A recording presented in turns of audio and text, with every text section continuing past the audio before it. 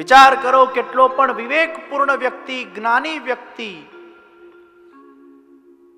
કેમ ન હોય, પણ અન્ન બગડે તો એનું મન બગડતા વાર નથી લાગતી.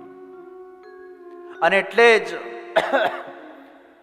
કોણા ત્યાંનું ભોજન લઈએ છીએ એ પણ બહુ જ ધ્યાન રાખવાની જરૂર છે.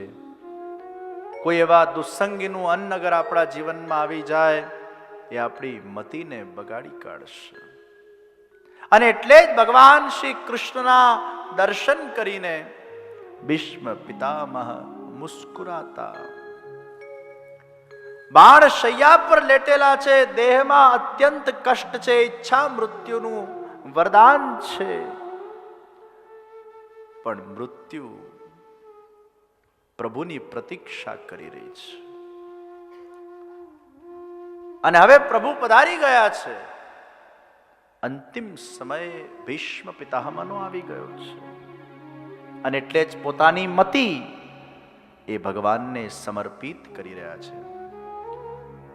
ઇતિ મતિરૂપકલ્પિતા વિતૃષ્ણા ભગવતી સાંત્વત પુંગવે વિભુન્ની સ્વસુખમુપગતે ક્વચિત વિહર્તુમ પ્રકૃતિમુપેયુષી યદ્ભવ પ્રવાહ.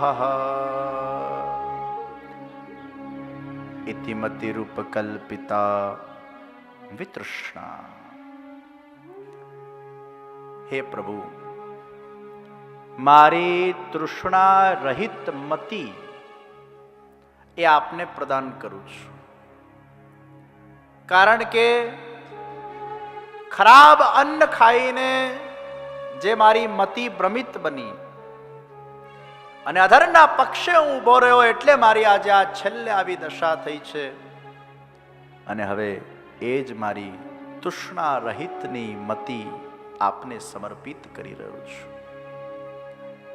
અને એટલે જ ભગવાનને આપણે બુદ્ધિ આપીએ છીએ, આપણું મન આપીએ છીએ. સહ અષ્ટાંગ સાષ્ટાંગ પ્રણામ કરીએ છીએ. મારા બધા જ અંગો વડે હું આપને સમર્પિત થઉં છું. મારા બુદ્ધિને આપ જ પ્રેરણા આપો. બુદ્ધિ પ્રેરક કૃષ્ણસ્ય. हे प्रभु, मेरी प्रतिज्ञा थी कि मैं आपको इस युद्ध में शस्त्र लिवा कर ही सांस लूंगा, और मैंने अपनी प्रतिज्ञा पूरी की. और प्रभु, आप जब मेरे बाण अर्जुन को छू रहे थे और उसके देह को चीर रहे थे, तब मेरे एकाध दो बाण आपको भी लगे हैं. उस वक्त आपका वो मुख सूरज ढलने की तैयारी में है, लेकिन आपके मुख के ऊपर वो सूर्य का प्रकाश घोड़े के खुर में से निकली हुई वो धूल के बिंदु जो आपके मुख के ऊपर लगे हुए थे, और उसमें प्रस्वेद के कण, बाल की एक लट बिखर कर आपके आंख के ऊपर आकर आपके वो मुखारविंद को ऐसा मनमोहक बना रहा था. और उस वक्त आपके कवच, उसको चीरते हुए मेरे बाण आपको छू कर निकले, और आपके उस श्रीअंग में से रक्त की टशरे निकलने लगी. वो आपके दर्शन करके मेरा मन मोहित हो रहा था. मैं ये अनुभव कर रहा था, ये मेरे बाण किसको लग रहे हैं, लेकिन मैं विवश था. आपकी उस झांकी को मैं आज भी याद कर रहा हूं. हे प्रभु, जब बहुत सारे बाण मैंने अर्जुन के ऊपर चलाए, और उस वक्त जब आपने अपनी प्रतिज्ञा तोड़ दी, रथ में से आप उतरे और रथ के पहियों को हाथ में लेकर उसको गोल गोल घुमाते घुमाते घुमाते जब मेरी ओर आप प्रयाण कर रहे थे, और उस वक्त आपका जो अंग वस्त्र था, उपवस्त्र था, वो उड़कर जब धरती के अंदर गिर गया तब धरती भी कांपने लगी।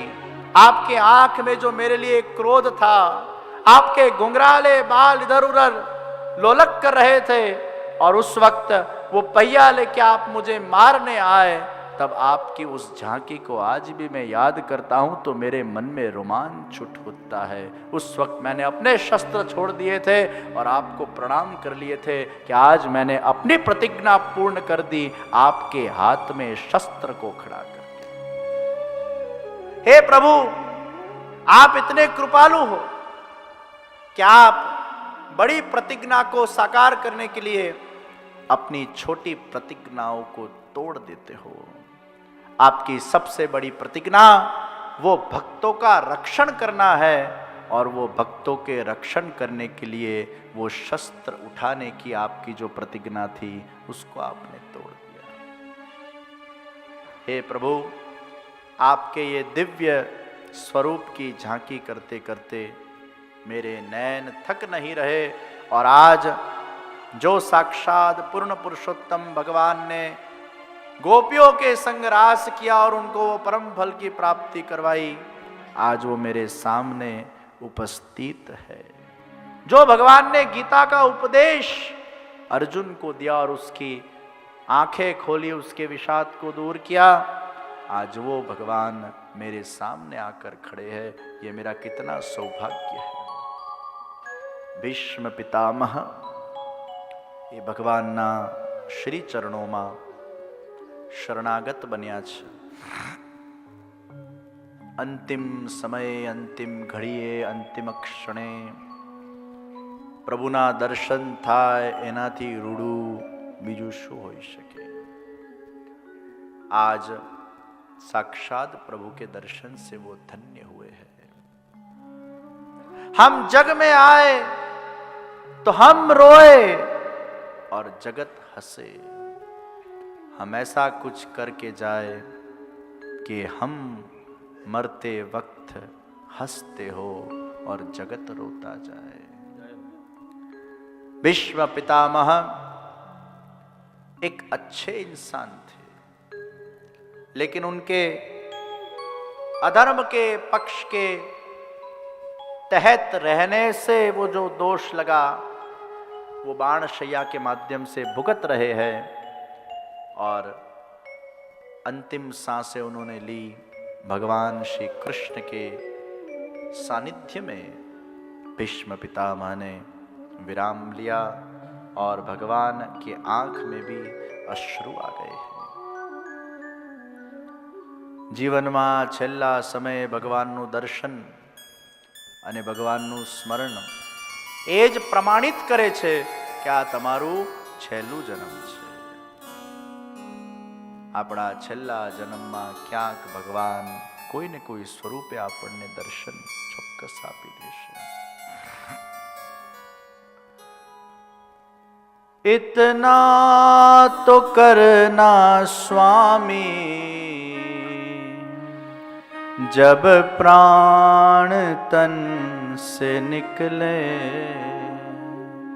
इतना तो करना स्वामी जब प्राण तन से निकले। गोविंद नाम लेकर फिर प्राण तन से निकले। गोविंद नाम लेकर